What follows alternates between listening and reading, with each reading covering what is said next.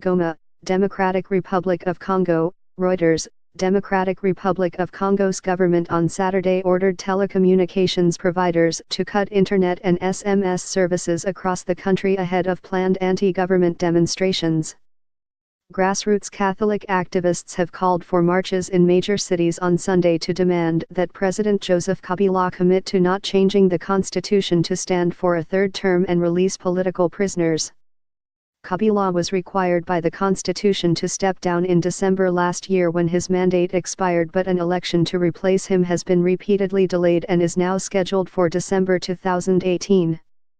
Security forces killed dozens of protesters during anti-Kabila demonstrations last year, and deteriorating security has led to fears of renewed civil strife in Congo, where millions of people died in civil wars around the turn of the century. It is for reasons of state security, Telecommunications Minister Emery Okonkye told Reuters. In response to violence that is being prepared, the government has the duty to take all measures to protect Congolese lives. Okonkye wrote a letter to telecoms providers ordering them to suspend internet and SMS services by 6 p.m. in the capital Kinshasa, 17 o'clock GMT, until further instruction, although some users still had access more than 2 hours later.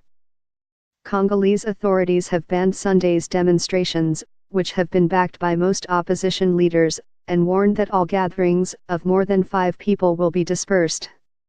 A series of appeals by opposition leaders for protests this year have been easily suppressed by security forces, but the Catholic activists' call has managed to unite nearly all of Congo's fractious opposition.